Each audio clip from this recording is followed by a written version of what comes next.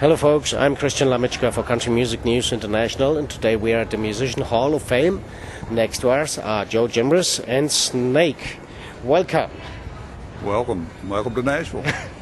Welcome. You built the Musician Hall of Fame. How was it that you came up with this idea? Well, in 1975, I came to Nashville with a rock and roll band. We were a cover band. We did a lot of the, Zeppelin, Stax, Motown covers, just a little bit of everything. And we had our own little band, and so we'd written our own music. And we got to Nashville, and we went to CBS Records, and luckily got what they call a demo tape that CBS would pay for. And the engineer was Snake. And so I pursued that until we came very close to getting a record deal, but it didn't happen. Chicago and Blood, Sweat and Tears were the bands that we modeled ourselves after, and they already had Chicago and Blood, Sweat and Tears, and we weren't near there. So I came back after meeting Snake and the president of the company, Billy Sherrill, and a bunch of folks, and decided to be a country songwriter. And so when I started doing that, I found out about the studio musician and about the engineers, the producers, and the whole thing, how it worked, and then found out that it was pretty much the same story whether you were in Los Angeles or New York or London or Atlanta, Memphis, Tennessee, Nashville. There were a group of musicians in all of these towns, especially during the late 50s, during the 60s, 70s, that created the genres of music that we all still listen to and enjoy now. You want to call it R&B or rock and roll or Southern rock or Southern California rock or country or whatever. Most of those styles or genres of music were created during that golden era, I would call it, of recording, wouldn't you, Snake? 60s to the 90s were the magic time in the music business here, as well as L.A., New York, everywhere. So I think let us walk a little bit around the Musician Hall of Fame and see what it makes so special. All right. Okay. So I follow you. It's up to you. Show me a little bit more about. Well, I'll tell you what we're going to. This is the first phase of the museum. Now, as you're visiting us today, in February of 14. I hope you wanted it dated. I don't know. But this is our second location. Okay. So we have only been open about since the end of August and of 13. And so our first location was on the other side of town, which was displaced because they built a new convention center here. So our old location was in the middle of the new convention center. So we moved here to the Nashville Municipal Auditorium. If you hear noise above us, there's some events going on upstairs that they're setting up for, and we're having an event here tonight ourselves. And but this first phase of the museum starts with those recording centers, like Snake was talking about, Nashville, Atlanta, Detroit, or Motown. Muscle Shoals, yeah. Muscle Shoals, Alabama, little town up in North Alabama. You would not think of being a recordings capital, but it is. And so we go through those towns in this first part. So that's what this museum is about right now. Okay. Later. So Joe covers all genres of music. It's not just country music here, but you will find instruments here from people that played on hit records in L.A. and New York and all over the world, really. That's awesome. And he has induction ceremonies every year. And people come from all over the world to see these induction ceremonies, and the musicians that are still alive that can come to them come and play at these events, and it is something magic to see. Cool. Are the musicians begging to get her instruments here inside? I don't know that they're begging. I mean, it is cool to be recognized by Musicians Hall of Fame. Reason being is that you're nominated by your peers. The International Musicians Union International, those members nominate who they would like to see recognized here, and then from those nominations, the people who are inducted, that's where they come from. Okay. So I think I see there's a wall behind with a lot of really interesting people. What do you think if we start there and you talk a little bit about the people we can see there? Actually, that would be a great place to start because that is one group outside of the musicians and the only group that we represent here, and that is the Source Wall. And the Source Foundation are women, first women behind the scenes here in Nashville, who really were there. And Snake knows most of them too that are on that wall that were secretaries that did so much more than just being a secretary. They didn't get credit for it, but they did. And as well as the first women publishers, the first women producers, first women promotion. So that's what that wall is, and I'd love to show it to you. For some reason, we took a strange liking to him. I don't know why, to this day. But Billy Sherrill, the most famous country producer ever, took a real liking to Joe and took him under his wing, and I worked with Billy a lot. And so Joe hung around the studio and got a taste of the recording end of the business, and thank God he did, or none of this would exist. It's awesome. So, Joe, let's start wherever you want. Well, let's see here. Let's see if I can find somebody from CBS. Okay, right here. Snake was talking about Billy Sherrill. This is Emily Mitchell. Emily was Billy's secretary, but she also was kind of like his security in a way that she made sure that people that shouldn't be in didn't get in. And luckily she made one mistake. That was me. She let me in. But other than that, she did pretty good. And but she's still here. She's a great lady, and pretty much that's what this whole wall is. Judy Ray, again, she was at Columbia Records, and then she went to I think Capitol, or I'm not sure. I lost track of where they all went.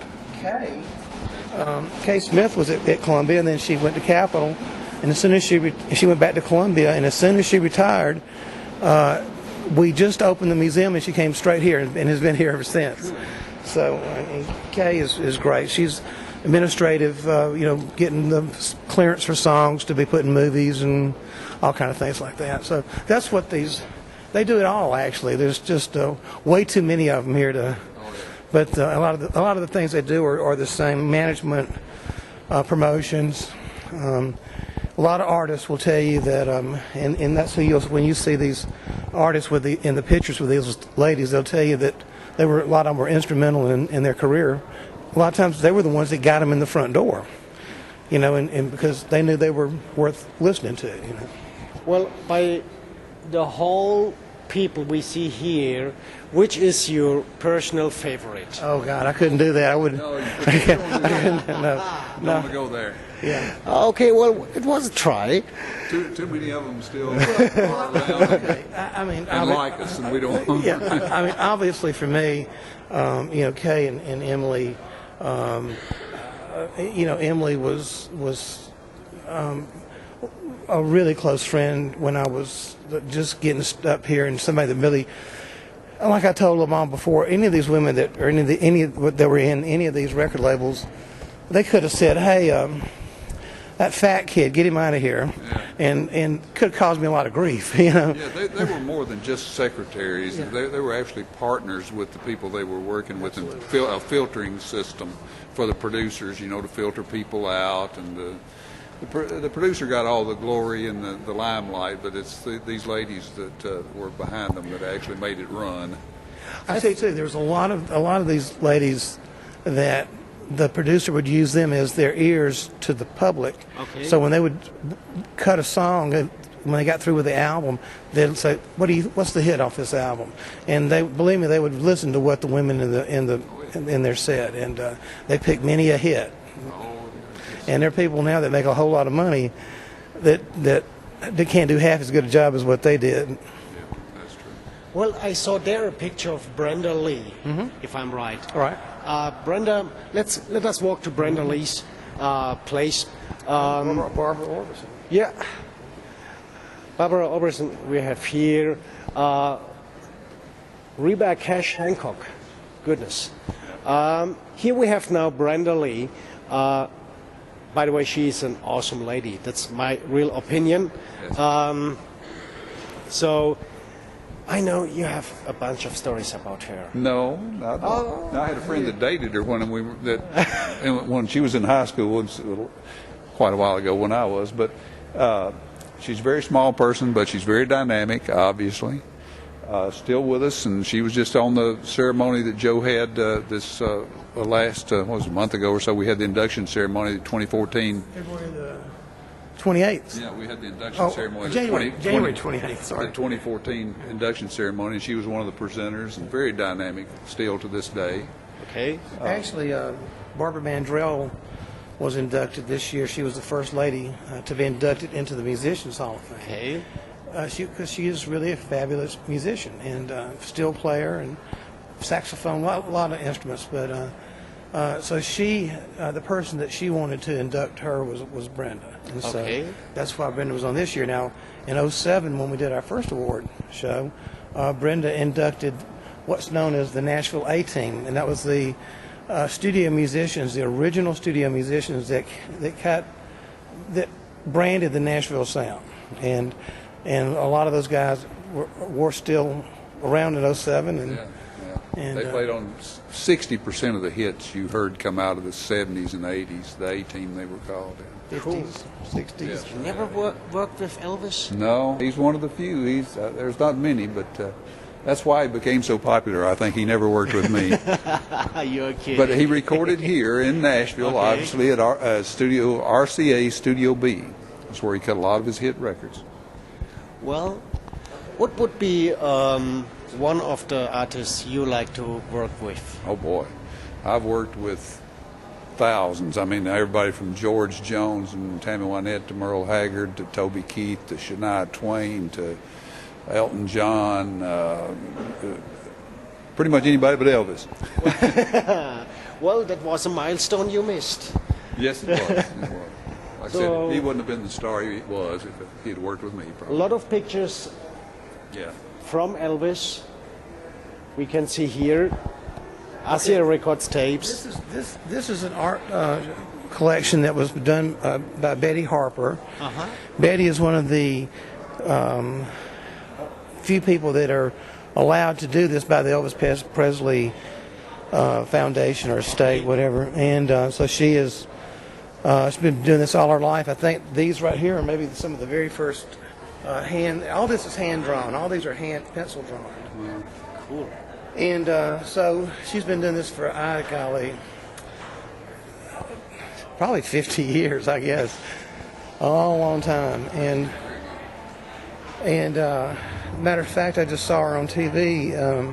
There's a show in Tennessee called Tennessee Crossroads, where they were just featuring Betty the other day. She's really a phenomenal artist, and we're really happy. This was our opening art presentation for the museum when we opened in August. So, how much time does it take to bring all the items here together?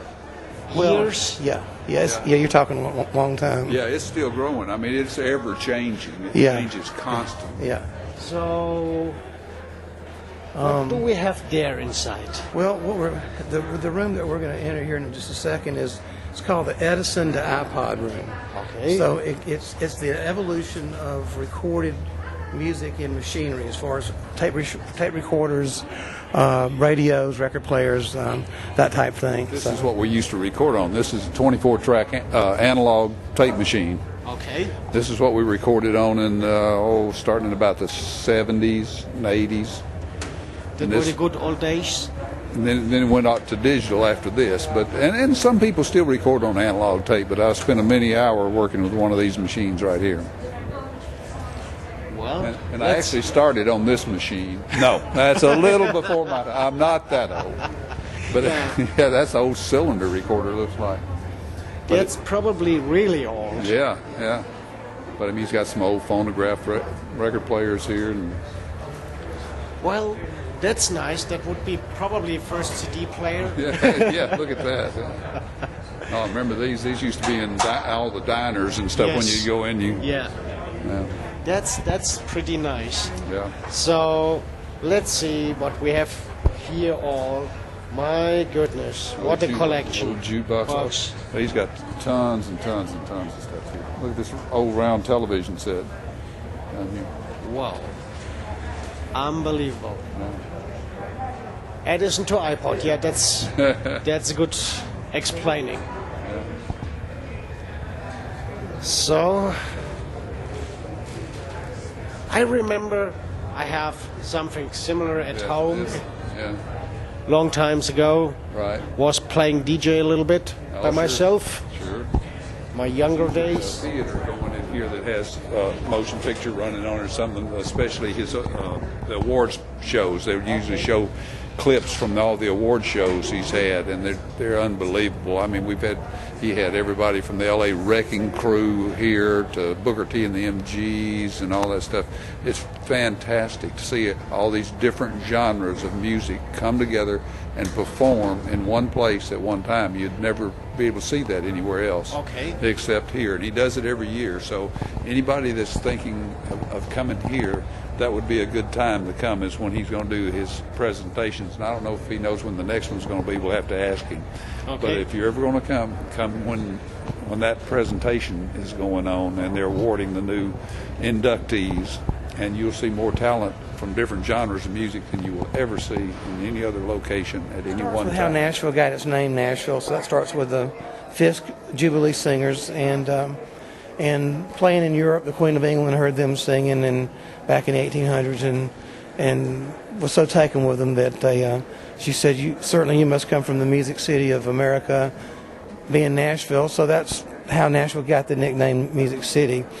And then, of course, later the Opry came along, the Grand Ole Opry, and that was really I think what really turned Nashville into to what it is now. They started in the 1920s, in the 1920s, broadcasting the Opry, and it's still going today, worldwide. I mean, that's pretty successful. Is that a part of the Ryman? Yes. Photo? That's Steve Warner, above Steve's exhibit in the case there, which these cases are for Chet Atkins to the right and for Steve Warner to the left of the Ryman Auditorium sign there. That is a photo taken of Steve sitting in the pews in the Ryman with his Takamine signature guitar. And like I said, the people that came here to first come to Nashville to actually, as a tourist, to hear music, were coming to go to the Grand Ole Opry because that's what they'd heard on their radios and across the country and on their battery-operated radios. And the Ryman Auditorium was actually built as a church originally. Yep. In the late 1800s, and that's the reason one of the reasons it's called the Mother Church of Country Music. And did you know that it is said that in the Ryman Auditorium it's the second best acoustics in the world? Really? The only other that beats it is Sydney, Australia Opera House. Is it Sydney, Australia? I think that's where it is. Yeah, there's that opera house. It's the only better acoustics in the world. Well, that's why everybody wants to play at the Ryman. That's right. Well, that's one reason. The other reason is that Hank Williams Sr. and everybody before and after him have stood there and sang, and it's but Neil Young he said that it's like playing in the Ryman is like playing in inside of a giant acoustic guitar. The acoustics are so nice in there. So anyway, so the museum, we start off, like we said, we go in different cities. Yes. So this is the Nashville section here. And like I said, excuse the electrical work going on right now. But all the instruments that you see here are very historic instruments that were on many great records. Pete Drake's Old Goldie still. And the great thing about a studio musician is that they can maybe be known more for being playing on country records, like Pete's mainly known for playing on, like that steel guitars that you've heard on Stand By Your Man, on He Stopped Loving Her Today, on The Gambler for Kenny Rogers, and all these great records. and it also was on George Harrison's All Things Must Pass album. So it goes from George Jones to George Harrison, you know. And there's a talk box. Pete was the guy that really introduced Peter Frampton to the talk box, and that was in England and on the All Things Must Pass album. And when Frampton saw it and heard it, saw Pete playing it, he said, "What is that?" You know, and then of course later that became Pete Frampton's signature sound, you know, and that's one of Chet's microphones. That was from RCA. Elvis and everybody sang on that microphone. The song "Drift Away" by Dobie Gray. This is the guitar that Reggie Young used on that. There's the dobro from Harper Valley PTA with a huge record back in the 60s. Spawned a TV series and a movie. There's just too much to talk about, really. The Snake, that's the console. That's probably your part. Boy, that's going back there. Actually, the one I started on was even simpler than that. It was just Ampex mixers. Had 4 different Ampex mixers in it. This goes way back there. Wow. This is the machine from the first recording studio on Music Row. Which was where Snake worked and where I met Snake. But this was in the Quonset hut, which was an old Army Quonset hut, you know. And then CBS bought it in '62 and built a big, nice studio like they had in New York, adjacent to the Quonset hut, and put their office buildings in front of it. And that's where we met. But Patsy Cline recorded on this console. I'm pretty sure this is the one that she did Crazy on, and tons and tons of other people recorded on this console. And now, if you take a look at this console here, when you turn to your right, look behind you, even though this one is very dated, the one behind you is also very dated by the electronic standards today. And this is the console that Garth Brooks did all of his records on. When I see that, you need an extra study to understand how it works. There's your man right there. That's Snake's thing. Okay, Snake. I never knew how they worked. I just pushed all those buttons and faders till I got what I wanted. Oh, so you did it blind, so yeah, like Stevie Wonder? Pretty much. Well, you got to look at it like this. You look at it and you think, boy, that's a complicated thing. Yes. But once you learn one of those strips, they're all the same. So it's not really that complicated. But you just got volume controls and equalizers to change the bass and treble. This button, you've learned all of these. Okay. If you learn this bay of buttons, this switch, it's all the same. It's just multiplied. A lot of it. Yeah. And But there's an art to work at this, which Snake had down to an art where these faders, these do the same thing going up and down as this knob here does left to right. But when you give somebody like Snake that has 10-inch fingers, and he gets on here and he can, and I saw him many hours work this thing into where, he's bringing this one down and this one up, and you take your 2-inch tape and mix it down to your small tape, and that's what Snake was doing, was taking all those tracks and mixing them down to one little track, but everything at the right level. Okay. Guitars at the right level, the drums at the right level. See, what you'd start off and you'd have like the bass drum and then the snare drum and so forth on down the line to left hand piano, right hand piano, acoustic guitar. All those would be different instruments. Okay, so the way I looked at it is like I'm playing this one giant musical instrument. Okay. You're actually playing it. You're making things change. The volumes come and go, and the things get brighter and more bass to them, and add echo to them, and all that stuff. So it's just like being a musician playing a big musical instrument. But then on the other side of that were the microphones on the other side of the glass in the studio, where you had these fantastic musicians that were just giving you these great sounds. Yeah. So you were just doing your best to hold on. Now today, a lot of studios don't even have this kind of thing anymore. It's all done with a mouse. Okay. And which I don't get, because how much feeling can you get out of a mouse and doing this, So I much prefer, even when I record today, I record through a console, something similar to this, even though we're recording to Pro Tools and not the big machine that I showed you out there earlier. Yeah. I still prefer this because it's more musical. Awesome. Now we come see here some pianos. Yeah, So I think what's- one thing you might want to check out here too Oh, is, yeah. this is the studio here where Snake worked the most. I'm assuming, is that not correct, Snake? Studio A. Oh, that's right. Yeah. There's Fred Carter. That's Charlie Daniels. Yeah. Fred Carter playing this bass right there, and Bob Dylan. And so that was probably 1966, 7, 8, something like that. Yeah. And Dylan did 4 of his biggest, or parts of 4 anyway, of his biggest albums here in Nashville. And that's where, actually, I probably met Snake in that room right there, because that was the room that we did our demo session in. And so there's the still that was probably in that room. That's where they did the song Lay Lady Lay, and that's the still that was on Lay Lady Lay. These are the drums that were on those Dylan sessions with Kenny Buttrey. And not only did Kenny play in the studio with Dylan, but he also played with Neil Young, and on Margaritaville too, you know. But and then the still you see here belonged to Ben Keith, and you see Ben on stage there with Neil. That's the still from Old Man and all those Hard to Go, all those great Neil Young records. There's the bass that you see is in the picture right there that Fred Carter's playing. And although Fred was a guitar player, he was the one that played the really great finger-picking intro on the song The Boxer by Simon & Garfunkel also. Charlie Daniels, that's before Charlie became famous.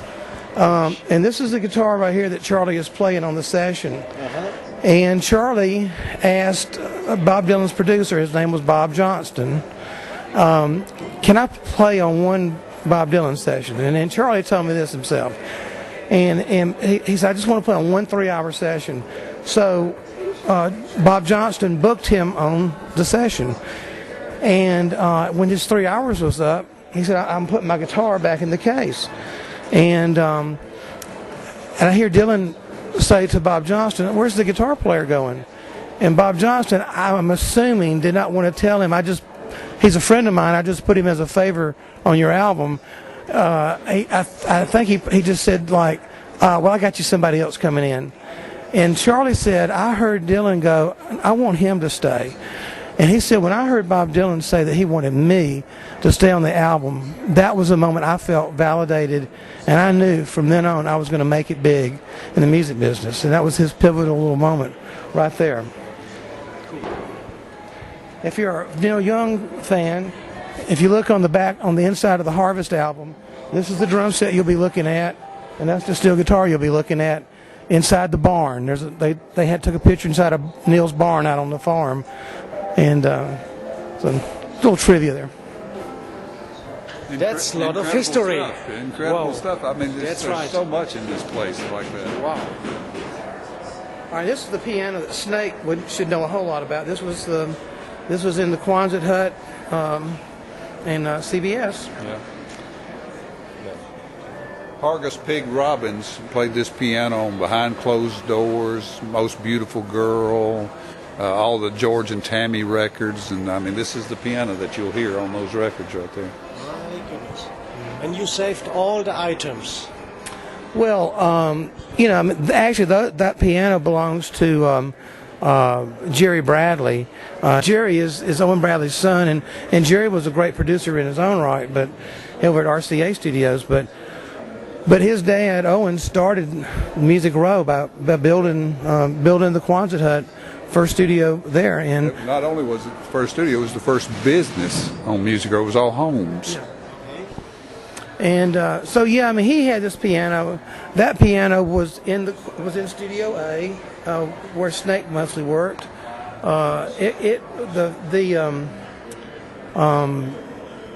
When they closed the studio down, it was auctioned off, and CBS Songs publishing company bought that piano. And when they closed or merged, one of the employees bought it when they sold it, and then that's where we got it, was from them. Well, that's the modern version or the old version of an upcoming keyboard. Yes. Looks to me. Well, we actually had the first Moog synthesizer in Studio A. I don't remember if you remember that, if it was still there when you came there. But it was larger than an upright piano. It stood that tall and was, 7 or 8 feet long. Oh, goodness. And to change any sound, you had to move patch cords on it. And that was actually the first synthesizer in town. I never even knew that story before. I don't know where that is these days. Well, and now This is RCA's style. This is from the late 1800s, and this was one of 4 that were at RCA Studios, which came up on Music Row after the Quonset Hut, after CBS, or what became CBS. And Elvis and everybody that was on RCA sat down and played on that piano at one time or another. Well, and here we see one of the most famous dogs in town, or this one here. Yeah, in the world. That's one of the most famous ones in the world recognized right there, yeah. Yeah, those Nipper is the name of the dog. know that. Yeah. Yep, RCA Nipper. And then we hit Motown. This is what the front of Motown looks like in Detroit. And behind there, of course, that's the original set of drums that was used on songs like Signed, Sealed, Delivered for Stevie Wonder. And then behind there are the guitars that were used on a lot of those records as well. So Dwayne Eddy, his guitar collection. Mike, you want to talk about Dwayne? Or? Well, I never knew Dwayne. You're the expert on Dwayne. I mean, I loved it. The first record I ever owned, I think, was Rebel Rouser. I think was the first record, 45, that I ever bought. Always admiring his playing. He still plays. He's around today. He plays on the awards shows for Joe. Nice man, great player, unusual style. This is Dwayne's very first signature guitar. Chet Atkins was, I think, the first one to maybe have a signature. Was that not right? His Gretsch. That's probably true. And well, he put his name on the Gretsch. And Dwayne originally had an orange Gretsch like that, which he still has. That he played on a lot of those early mid '50s songs, like Rebel Rouser. And then about 1960, they built him this guitar here, and this is the one. And this is I think the first rock and roll guitar player signature guitar. Others have come since then, but this is Dwayne's original one and the very first rock and roll guitarist that had a guitar named after him. And I think probably Chet was the first guitarist to have one. So you can probably tell by the music in the background, this is the Mamas and the Papas, the Beach Boys, Glenn Campbell, the Southern California sound. The drums that you're hearing now on California Dreamin' are sitting right there behind you, the blue drum set. And that was belonged to Hal Blaine. Hal was the first studio musician inducted into the Rock and Roll Hall of Fame. Actually, it was he and Scotty Moore, who was Elvis's original guitar player. And Howard Roberts' guitar. David Hungate was in a band of studio musicians that became very famous as Toto. Okay. And they had Africa, Rosanna, Hoveline. And It's in Europe too. right, but also when they weren't doing that, they were playing on Boss Skaggs, on Silk Degrees album, on Dirty Low Down, and all those great records that Boss Skaggs did. Jim Horn played flute on Going Up the Country for Canned Heat. I think the first probably rock and roll song with a flute. As well as he was on the Beach Boys, all the Pet Sounds albums. As was Hal with that drum set there. Larry Knechtel over here. He was the guitar player, or the bass guitar player in the band Bread. Okay. But before that, he played the piano and won a Grammy for Bridge Over Troubled Water with Simon and Garfunkel. He played bass guitar on all the Doors albums, even though the Doors did not have a bass guitar live. Ray Manzarek played a bass keyboard, and since Larry was a keyboard player and a bass player, he could go back and double raise lines on guitar, which is what he did on bass guitar. Okay. You know, one thing about you talk about, you see all these people, and some of them are still with us, thank God, but most of them have one thing in common, is they're nice people. That's right. I mean, they're really nice people. I don't know whether it's musicians are more sensitive than normal people or what, but they're mostly really nice guys. Well, probably musicians stand not so in the spotlight than other people. That might be a point. Could be. Well, you know, I think I found what Snake said is really true. The ones who you might think would be the most difficult to get along with because they are so famous and they are treated different because of what they do. But the ones that are really the most talented, like Chet Atkins, we had Buddy Guy in here night before last. We were just talking about how the great players are the nicest people usually. Also, I don't know if it's because they don't have anything. They're comfortable in their skin. They're not worried about somebody, dethroning them from what they've done. But they are all, and like Snake said, musicians, a really great musician has to have some heart and soul, and so that means they're probably more sensitive to other people's feelings, Here you got some Ray Charles. Yeah, of course, you're hearing the Beach Boys now. Glenn Campbell played on many of the Beach Boy records, and before he became famous, and actually took Brian Wilson's place on the road with the Beach Boys for about 6 months when Brian left the road. And of course, there's the famous jacket that if you were around in the 60s when it came out that Glenn wore on a number of albums, but on that, by the time I get the Phoenix album there. And this is kind of interesting. Boo Campbell. Yep. We wanted to talk about people. A lot of these musicians are behind the scenes. Yeah. But there's even another group of musicians behind that scene, which was the people that taught these guys how to play or gals how to play. And Boo Campbell was Glenn Campbell's uncle, and he taught Glenn how to play. And Glenn always, when Glenn became an in-demand session musician as well as an international superstar, always gave credit to his Uncle Boo for teaching him how to play guitar when he'd cut class and go to his house and learn the guitar instead of going to school. By the way, let me ask you a question. How much time does it take to see all the items here in the Musician Hall of Fame?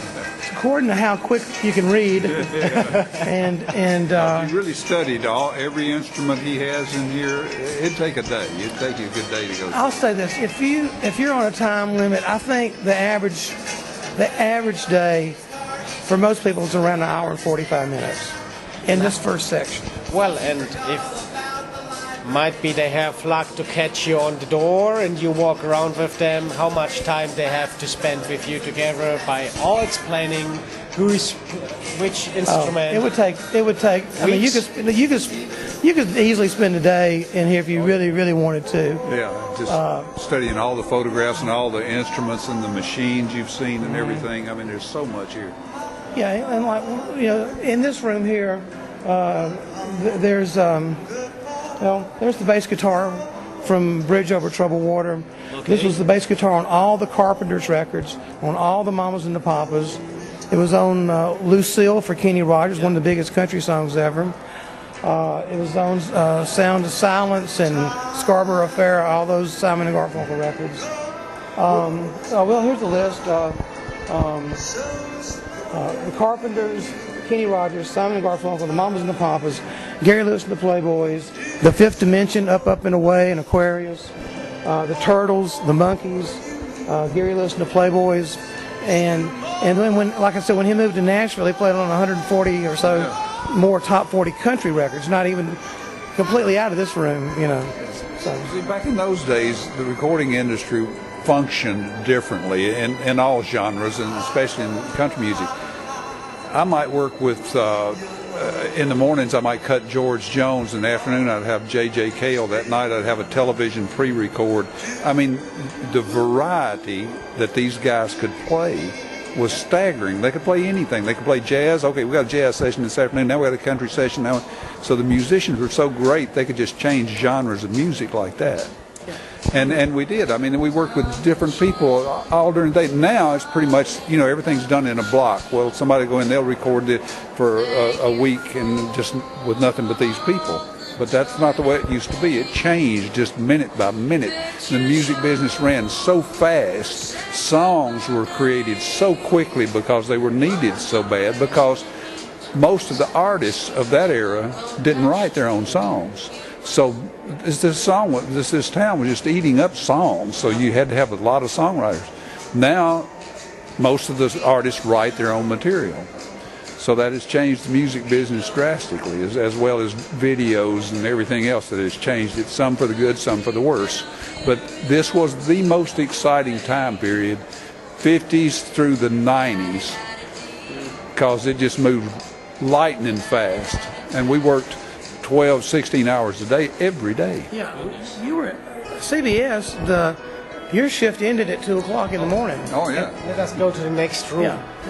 Yeah, I was in New York when we were first putting this together, and I was talking to some of the guys up there, and like Snake was saying, they'd say, yeah, we'd do Alice Cooper at 10 o'clock in the morning, and we'd do Barbra Streisand at 2.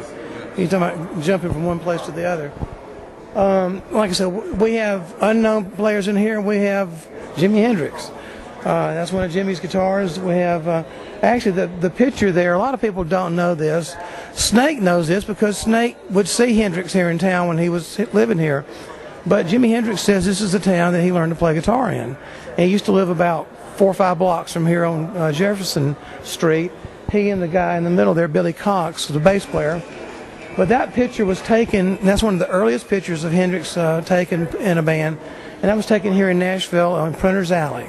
And it was a club called the Jolly Roger. We actually have everything you see in that picture in storage. We took it when they were demolishing the building. We went in and got it before they demolished it. And in our old museum, we had that exact room built from the original material. And we're going to actually go through the wall behind you. That's going to be our second phase, and it'll be reassembled in that second phase. Okay, Snake, let me sneak in a question. You worked with so many musicians in your life, and everybody say the musicians from Nashville are different. Yeah, some of them had 2 heads. No, I don't think it's necessarily so much the musicians. I mean, it's just a more laid-back atmosphere here, and we were used to cutting records maybe differently, and just because it was so laid back and it was a small group of people, it was more like family. You go to L.A. or New York, it was a little more business, and there were a lot more players at that time. Now we have thousands of guitar players here too because everybody has moved here. But it's just, Nashville is a more laid-back place than L.A. or New York. So just in general, that's the reason why. Okay. So we see here now such a lot of gold albums, platinum albums. So, well, the story on these are the picture of the gentleman in the middle there. His name is Jimmy Bowen. And the wall starts to the left down there with Frank Sinatra, Strangers in the Night, and Dean Martin, and a lot of those people that he recorded, Kenny Rogers in the first edition in L.A. Before he moved to Nashville. And then when he moved to Nashville, you start seeing Dina Carter and Hank Williams Jr. and George Strait and Reba McEntire and all these other artists that he had such huge success with. And so this wall, although it's all Jimmy's records, he wanted it to be dedicated to all the musicians that made all those records the hits they are. So it's not like when I see all that, that's all originals. That's no plagiaries. You have the original. These are these are not copies. These are the original albums that were made sometimes you'll go to museums and you'll see a wall of gold records, let's say, and they're just like they're remakes. Okay. And that's one thing that I do love about these is you can see the difference in how they made them over a period of time. To me, my favorite ones, I just happen to love this era of gold records. I love the cloth background and the brass writing on the brass plate there in the actual album cover, miniaturized, but pretty cool. That's the thing about this museum is everything you see in here is the article. This is not imitation stuff. This is the actual articles in here. By the way, let me ask you a question. What do you think, what is the price for all these records together if you go to an auction? There's no way to know. There is no way. There is no way. The Hendrix guitar, I don't know what it's valued at now. When we acquired it, the asking price was $350,000. That's not what we paid for it, but that was what it was going for. And I don't know what it's worth now. Now that the economy is back up, it may be. The last one I saw was $450 or something like that. Some of this stuff is priceless. You just can't put a price on it. You'd have to find a collector that really seriously wanted to spend $1 million on something just to have it. See, the problem is it's not really the money. It's the money. No, I'm kidding. It's the fact is, where do you get another one? Yeah. That's it. I could have a $400,000, $500, and whoever has a verifiable guitar just like that one is in the book of Hendrix gear that is, this serial numbered and verified as to what it is. But there's so many things in here you just can't. There's only one of, and that's it. So, the bass over there that is in the case over there from Bruce Springsteen's bass player Gary Talent. If it was to go away, there's not another one that was played on Born in the USA. There was one, okay, and it's that black one right there, and that was it. And so. And then the Longhorn bass here in the corner was one of the earliest basses that he used with Springsteen. When Paul McCartney recorded here in Nashville, Paul and Linda and Wings drew that caricature of themselves. You'll never find that again anywhere. But when they were in the studio, they just close up with that. And so McCartney drew himself and said, "Howdy, y'all. My name's Paul McCartney. Ain't I handsome and some?" And Linda says, "Tougher than a 10-cent steak." Linda McCartney, and then she had her hand on his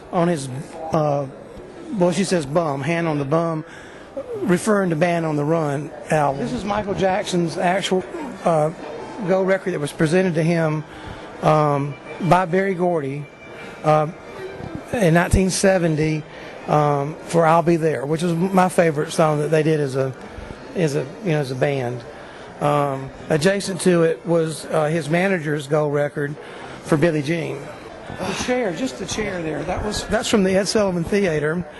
Our good friend Will Lee, who's the bass player on the David Letterman show, got us that chair when they were doing some remodeling. So when the famous show when the Beatles came out, when Elvis Presley walked out, that was one of the chairs that you see all the girls jumping and screaming and carrying on in. Will's bass from Letterman.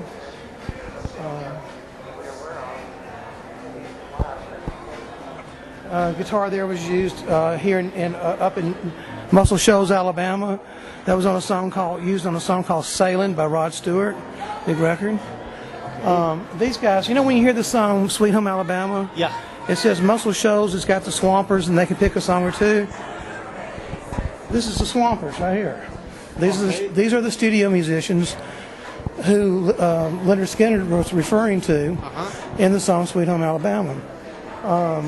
You get David Hood with the sunglasses, Barry Beckett on keyboard, Roger Hawkins on drums, and Jimmy Johnson on guitar. And they played on Protochrome for Paul Simon and Against the Wind and all those great songs of that old time rock and roll.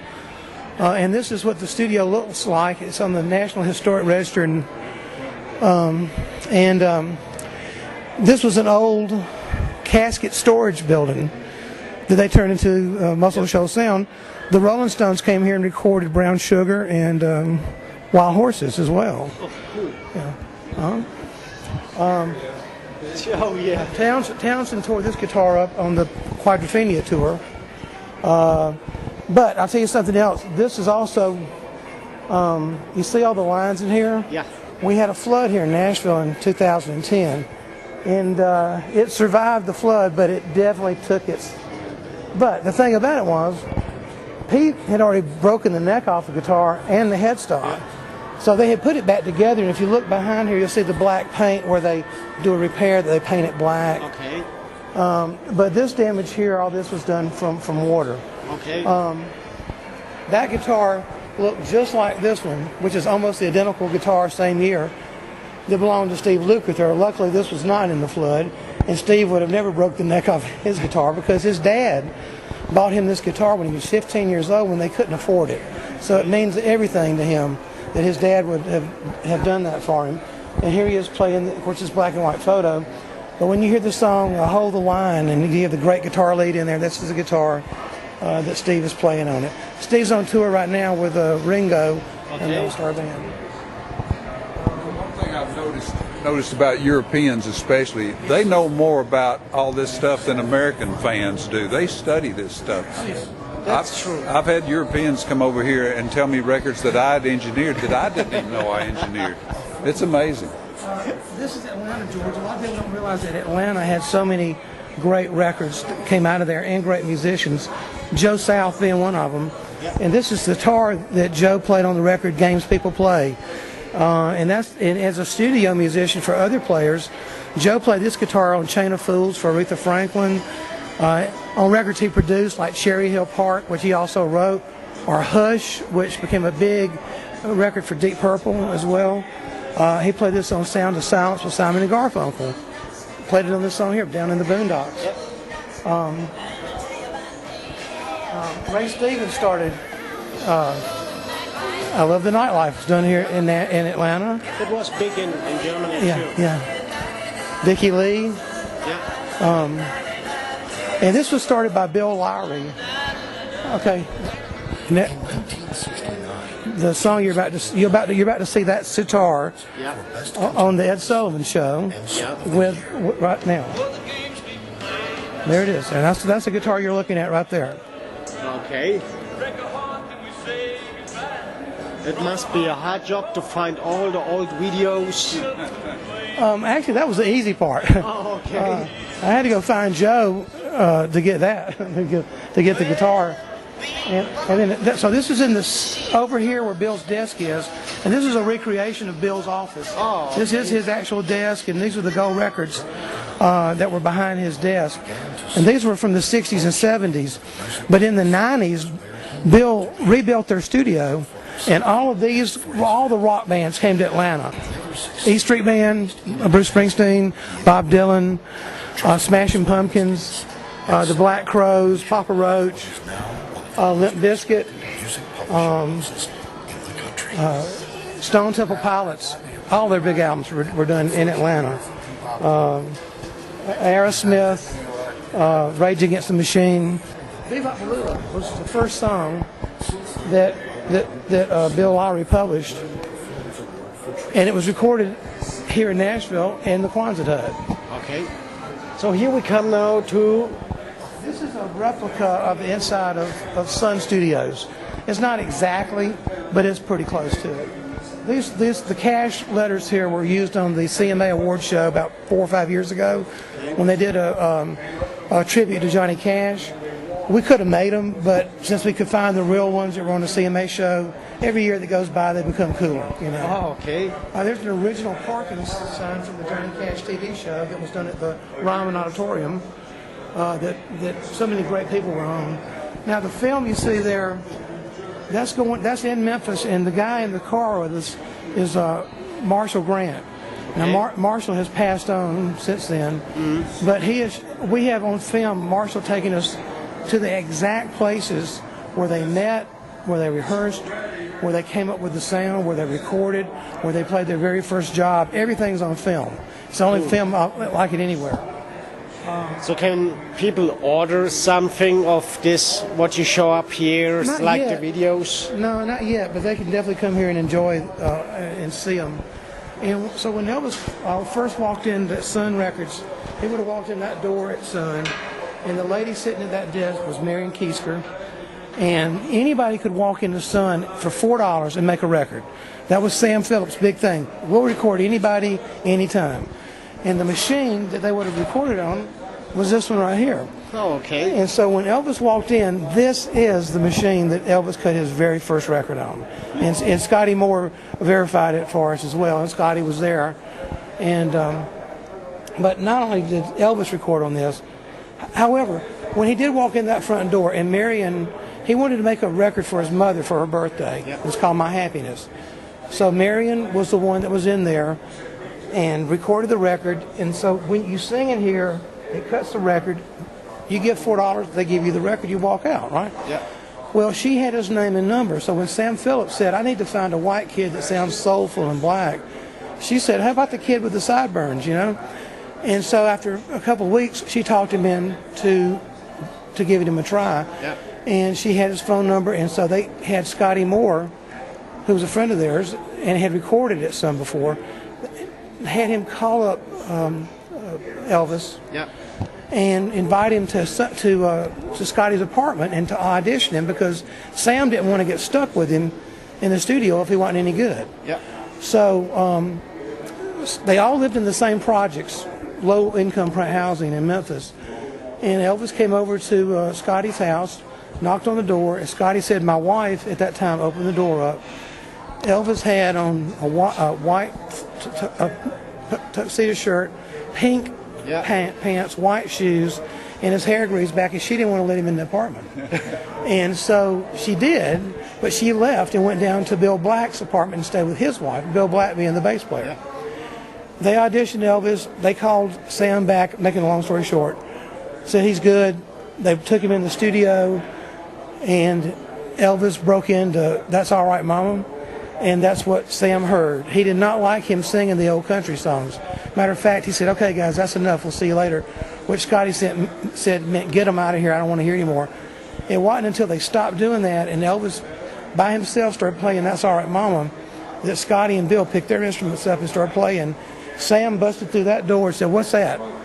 And they go, we're just goofing off. And he says, do it again. We're going to record it.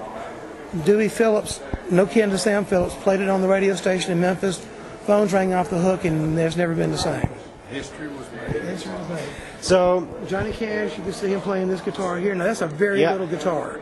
But Johnny knew that Johnny was a big guy. I know. And Snake worked with him, too.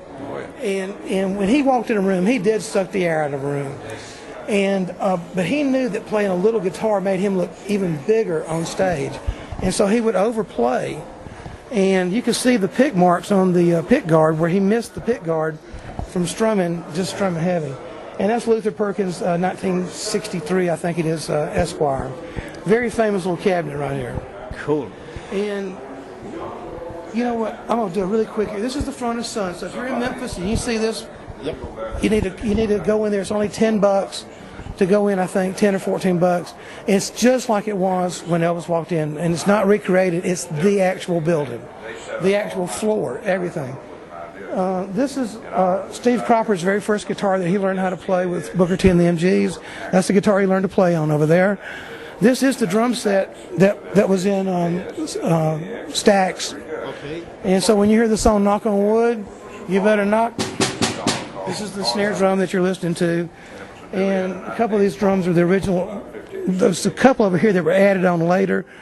But it was Al Jackson's kit. And Cropper and Wayne Jackson, the trumpet player, said that once they found a place where these drums sounded good, They actually nailed them to the floor and they never moved them. That's true. And there's a picture of the drums on top of the drum riser that they nailed them onto right there. By the way, These are the horns you're listening to on a lot of those records like Soul Man and Hold On Coming, Knock on Wood. by the way, when now people outside of Nashville like to figure out what's going on at Musician Hall of Fame, what's the best they can do?